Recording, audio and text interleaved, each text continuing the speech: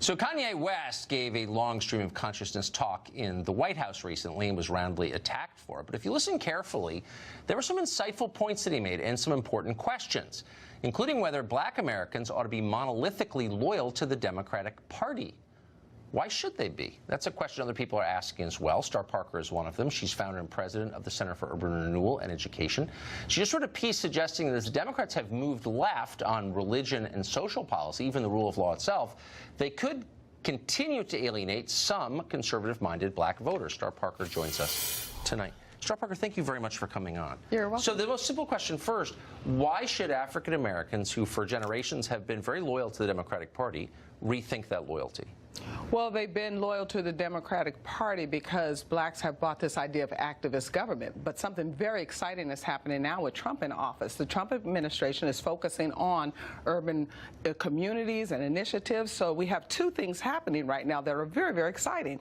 Number one, the African-American millennials, those that Kanye West are motivated, those that Candace Owens are motivated to say, wait a minute, what have Democrats done for us? First of all, the millennial does not buy this racism behind every rock narrative of the Democrat Party because their friends are diverse. They've grown up in a society post-civil rights era, so they don't know that world at all. But secondly, they're individualists. They like uniqueness. We can see that in the tattoos that they wear. And so this whole idea of collectivism and big government doesn't work for them as well. But what's also happened is you have that baby boom black. The baby boom black is more traditional in their worldview. So now the Democrat Party has become so extreme to the left, so progressive, that is conflicting with that baby boom black's worldview and values, and they're concerned about their grandchildren and what they're learning in school. So we'll see how it all plays out. We're looking very closely, our group is looking very closely at Wisconsin, at Michigan, when we're talking about the Senate seats, when we're talking about the governor's seats, we should all be looking at Georgia, we should look at Florida, and then even to some degree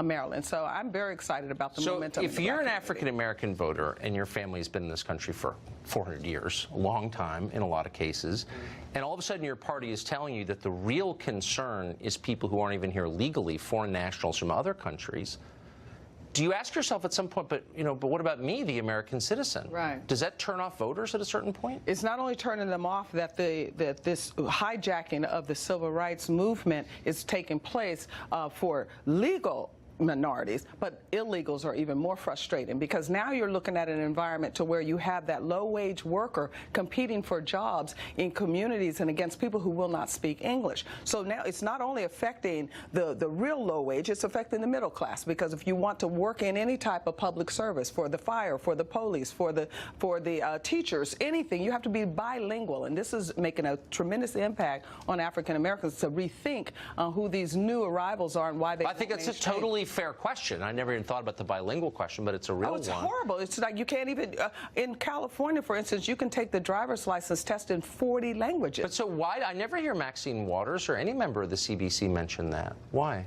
Because they're very invested in progressivism. It's their job to make sure blacks do not get any of this information. The whole Congressional Black Caucus is similar to the overseer during slavery. They had to make sure that no slave gets any information of freedom, and that's been their role for the last 50 years. What's happening now with the internet is people are getting more information. In fact, even my organization, Urban Cure, we have our own news site, blackcommunitynews.com, so people are getting other sources of news, and they're finding out the truth. What President Trump has said lately about fake news is very real. So there are many instruments now competing against that, the mainstream media, so that we can get other information, and blacks are hearing those messages. Star Parker, thank you for joining us. You're welcome.